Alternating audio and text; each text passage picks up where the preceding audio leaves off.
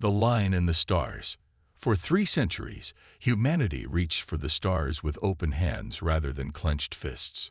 After nearly destroying themselves in the climate wars of the 22nd century, the unified Earth government had sworn to never again let aggression guide their path. They built ships designed for exploration, not conquest. Their colonies spread across dozens of systems, each a testament to human ingenuity and perseverance. Their transmissions echoed through the void. We come seeking knowledge and friendship. We offer the same in return. The silence that answered them for generations was deafening. Then, on a routine survey mission at the edge of the Orion Arm, the UES Discovery detected the signal, a complex mathematical sequence that could only be artificial. First contact was established with the Viridian Collective, an alliance of 7 spacefaring species that had been watching humanity's expansion with cautious interest. Captain Maya Chen stood on the observation deck of the UES Horizon, watching the approach of the Viridian diplomatic vessel. At 42, she had spent half her life in space, but nothing had prepared her for this moment. The alien ship was a marvel of biotechnology, part grown, part constructed, with sweeping, almost organic lines that caught the light of the nearby star in iridescent ripples. "Nervous, Captain?" asked Dr. Elias Noor, the Horizon's chief xenobiologist. His dark eyes sparkled with barely contained excitement. "Wouldn't you be?" Chen replied, straightening her midnight blue uniform. "Humanity's first official diplomatic meeting with an alien civilization. And they sent us." "They sent you," Noor corrected. "Your record speaks for itself. 3 first landings, the Titan rescue operation, negotiating the Martian Independence Treaty. If anyone can represent Earth, it's you." Chen nodded absently, her attention fixed on the approaching vessel. "They're beautiful," she murmured. "But beauty and benevolence don't always go hand in hand." The initial meetings exceeded all expectations. The Viridians, primarily represented by the Acoli, a tall, slender species with translucent skin that pulsed with bioluminescence, were gracious hosts. They shared knowledge of star systems beyond human reach, offered trade agreements for technologies centuries ahead of Earth's, and extended an invitation to join their collective as an associate member. For 2 years, relations flourished. Human diplomats traveled to Viridian worlds. Viridian scholars visited Earth. Cultural exchanges brought alien art, music, and philosophy to humanity, and human creativity captured the imagination of species that had long since prioritized function over form. But rumors persisted in the shadows of this new friendship. Strange incidents at the edges of human space, ships that disappeared without distress calls, automated outposts that went dark. When Chen brought these concerns to Amala Vex, the Acoli High Counselor, she was met with reassurances that rogue elements existed in all civilizations. "The vastness of space harbors many dangers," Vex said, her skin rippling with patterns that the translation software identified as indicating concern. "Not all species in our region have achieved the enlightenment of the collective. We will assist in your investigations." Chen wasn't satisfied. "With respect, Counselor, these attacks follow a pattern. They target our sensor arrays, our communication hubs. That suggests intelligence, strategy, perhaps even intent." After months of diplomatic pressure, the truth emerged. The attacks were the work of the Scareth, one of the collective's founding species. Unlike the peaceful Acoli, the Skirath were apex predators, reptilian beings with natural armor and a cultural obsession with strength. They had agreed to the collective's peaceful charter, but privately many Skirath considered humanity's rapid expansion a threat to their dominance. Diplomatic channels opened between Earth and the Skirath dominion. Humanity's representatives remained patient despite the Skirath's dismissive attitude. "Your species is young," declared Vorthak, the Skirath Prime. "You have not earned your place among the stars through strength." "We earned it through perseverance," replied Ambassador Leila Santos. "Strength takes many forms, Prime Vorthak. We hope to demonstrate that cooperation can be more beneficial than conflict." The Skarath seemed to accept this logic. Attacks decreased. Relations stabilized. Humanity began to hope that their peaceful philosophy had prevailed. Then came New Olympus. The colony on Kepler 442 bits was humanity's pride. A thriving agricultural world with nearly 30,000 inhabitants. The first self-sustaining human settlement beyond Sol. Chen had just returned to Earth when the emergency transmission arrived. Fragmented video showing Skarath warships descending on the colony's main settlement. The transmission ended with screams and static. 3 days later, rescue ships arrived to find New Olympus in ruins. The colonial center had been systematically destroyed. Farm complexes burned. But most disturbing was what they didn't find. Bodies. The entire population was missing. Earth's response was immediate. All diplomatic ties with the Skarath were severed. The Viridian Collective expressed horror and promised sanctions against their member species. But for humanity, something fundamental had changed. In an emergency session of the United Earth Council, President Kai Matheson stood before representatives from every nation and colony. The usually soft-spoken leader's face was carved with grief and determination. For 300 years, she began, we have built our civilization on the principles of peace, cooperation, and discovery. We reached for the stars with open hands. Today, those hands are stained with the blood of 30,000 innocent lives. The chamber was silent as she continued, her voice growing stronger. To the Skarath Dominion, and any who would threaten humanity's children, hear me clearly. This is our final warning.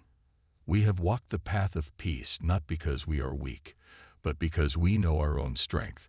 We remember what we once were. We remember what we are capable of becoming. Her eyes burned as she looked directly into the cameras broadcasting her message across human space and to the Viridian Collective. Return our people.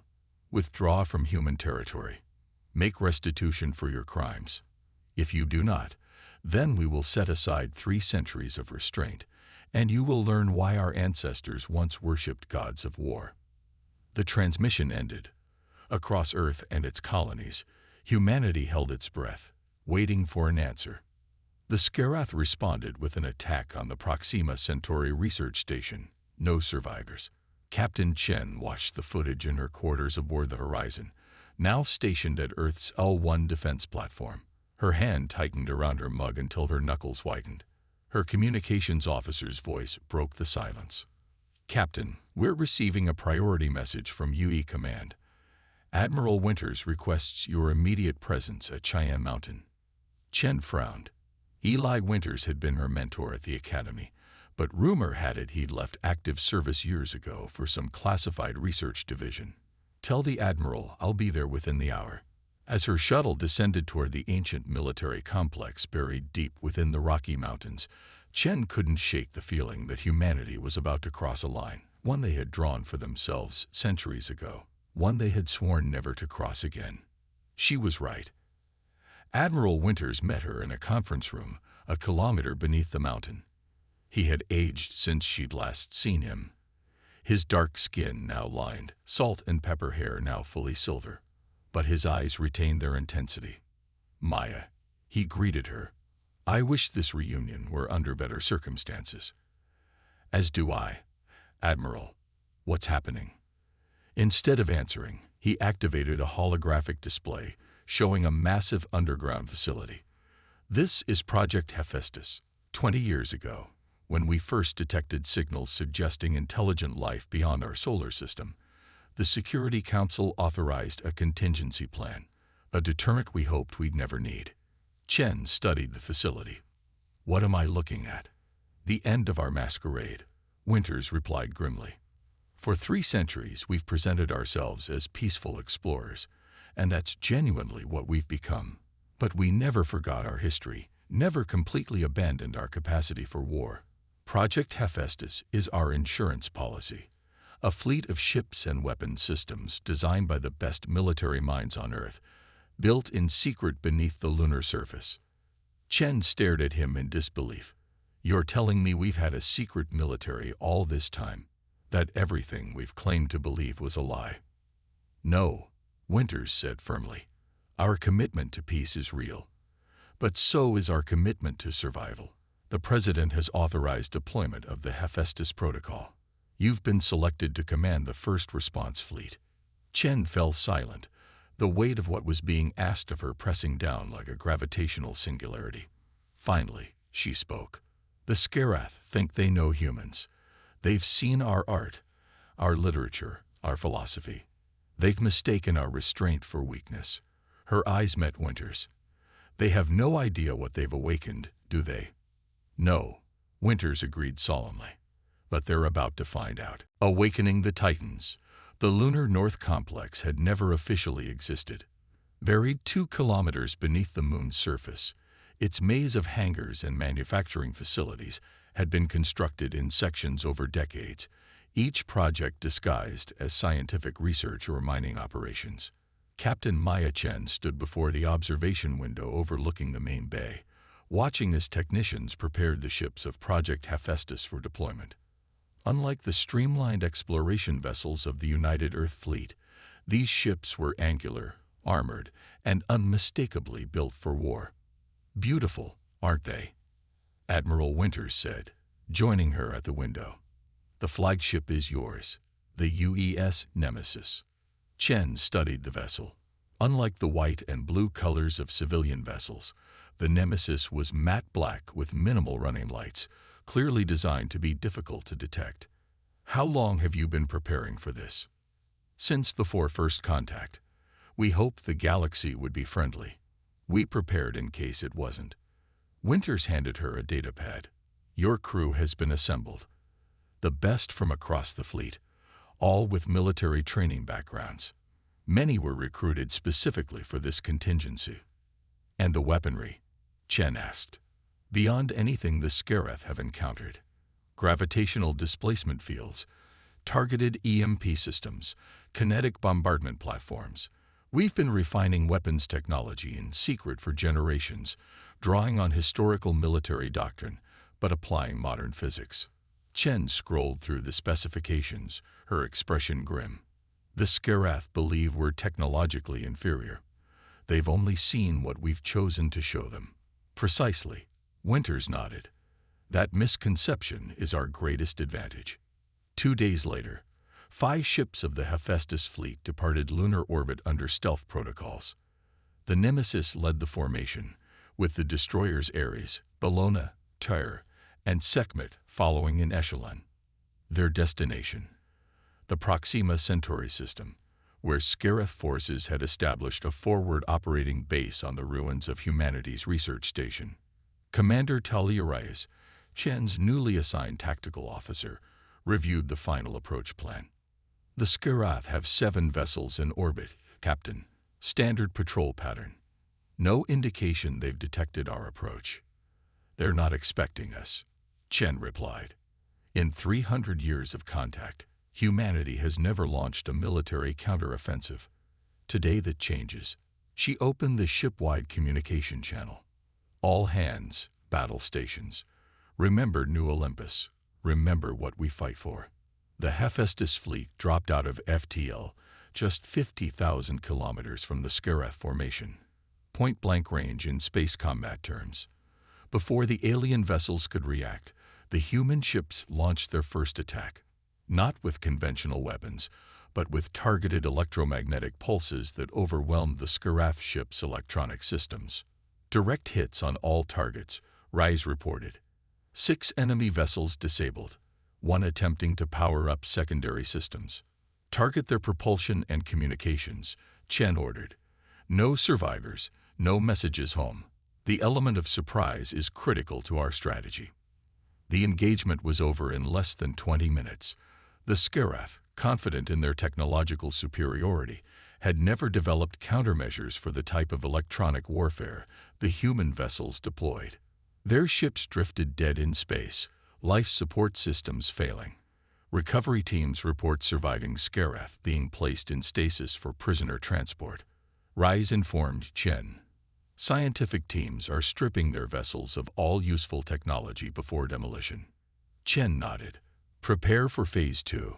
The Skarath homeworld needs to receive our message. That message arrived 3 days later, when the Nemesis appeared unannounced in orbit around the Scareth colony world of Vortak. The planet hosted a major military shipyard and training facility, but minimal civilian population, a deliberate choice for humanity's first major strike. "We are being hailed by Scareth Command," Communications Officer Park announced. "They're demanding our immediate surrender or destruction." "On screen," Chen ordered. A Scareth commander appeared, his scaled face set in what Chen had learned was their expression of contemptuous rage. "Human vessel, you have entered restricted space. Your primitive ship will be destroyed if you do not." "I am Captain Maya Chen of the United Earth ship Nemesis," she interrupted, her voice cold. "I am here to return something that belongs to you." At her signal, the Nemesis released a single pod that descended toward the planet's surface. Inside was the broken battle standard of the Scareth commander who had led the assault on New Olympus. "Your forces attacked our colonies, kidnapped our people. You mistook our peaceful nature for weakness." Chen leaned forward.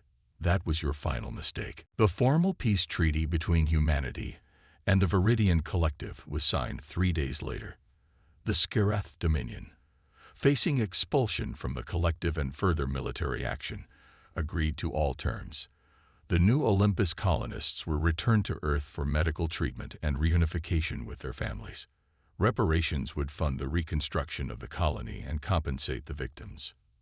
6 months later, Captain Chen stood on the observation deck of the UES Horizon, once again a vessel of exploration rather than war. Beside her, Dr. Elias Noor watched as a Viridian ship approached for a scheduled cultural exchange. "Do you think they'll ever trust us again?"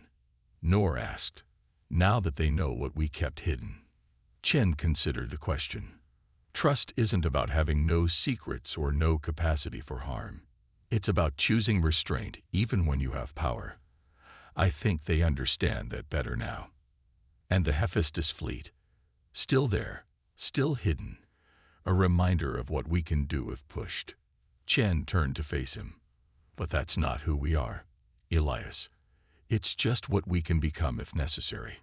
As the Viridian ship docked and its delegation prepared to disembark, Chen reflected on humanity's journey among the stars. They had come seeking knowledge and friendship. They had offered the same in return. That hadn't changed. But the galaxy now understood something essential about the human species. Their extended hand was a choice, not a necessity. And if that hand was ever bitten again, what came next would not be another warning. It would be reckoning. Before the Scareth could respond, the Nemesis launched its primary weapons system, a constellation of orbital platforms that positioned themselves around the shipyard. Each platform activated a concentrated gravitational displacement field, creating localized distortions that tore the moored vessels apart from within. On the planet's surface, Scareth commanders watched in horror as their fleet was systematically destroyed without a single conventional weapon being fired. The Nemesis disappeared into FTL before the Scareth could mount a response. Over the next 2 weeks, the pattern repeated across Scareth territory. Major military installations found themselves under precise, overwhelming attack by vessels that appeared without warning and disappeared just as quickly. The Scareth, a species that had evolved as ambush predators and built their military doctrine on the same principles, found themselves on the receiving end of tactics they recognized, but could not counter. In the Viridian Collective's Grand Assembly, the Ekali High Counselor, Amalavex, addressed the emergency session. "The Scareth Dominion has violated our most sacred principles. Their unprovoked attack on a peaceful species has brought consequences they failed to anticipate." The Scareth representative, a hulking figure named Krastar, snarled his response. "The humans deceived us all. They presented themselves as weak, peaceful explorers, while building weapons of unimaginable power in secret. They are the threat to this collective." "No," Vex countered. "They are exactly what they claim to be, a species that chose peace despite having the capacity for war. They warned you. They gave you every opportunity to make amends. You chose to interpret their restraint as weakness. That interpretation has cost you dearly. On the 13th day of what was now being called the Retribution Campaign, Chen received new orders. The UES Nemesis was to proceed to the Viridian Collective's headquarters to participate in peace negotiations. The Scaraf leadership, facing catastrophic losses and potential expulsion from the collective, had agreed to terms. They're surrendering. Commander Reyes asked incredulously. They're negotiating, Chen corrected. There's a difference. Admiral Winters joined them via secure communication from Cheyenne Mountain. The Scaraf have released the location of the new Olympus colonists. They're alive, held in labor camps on 3 different worlds. Rescue operations are already underway. Chen felt the first lightening of the burden she'd carried since taking command of the Nemesis. What are our objectives at the negotiation? Full reparations, territorial concessions, and a clear demonstration that humanity will not be targeted again, Winters replied. But President Matheson has been explicit. We are not seeking the destruction of the Scaraf as a civilization, only their acknowledgement that we are not to be trifled with. The negotiations were scheduled to take place aboard the Viridian diplomatic vessel, Harmonious Convergence. As the Nemesis approached the meeting point, however, long-range sensors detected multiple Scaraf vessels moving on an intercept course. They're running dark, Reyes reported. Weapons signatures detected. Chen's expression hardened. So they choose to make one final mistake. Alert the fleet. Prepare for engagement.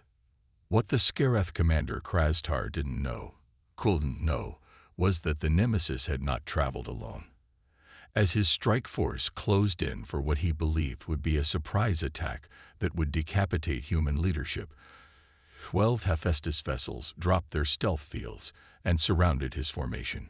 Scaraf vessels, Chen broadcast on an open channel. You have violated the terms of the ceasefire. Disarm your weapons and power down your engines, or be destroyed.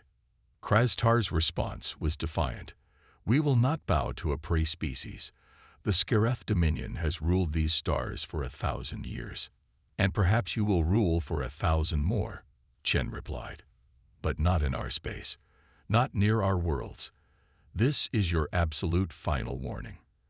The Scaraf ships launched their attack, an impressive barrage of energy weapons and guided projectiles. None reached their targets.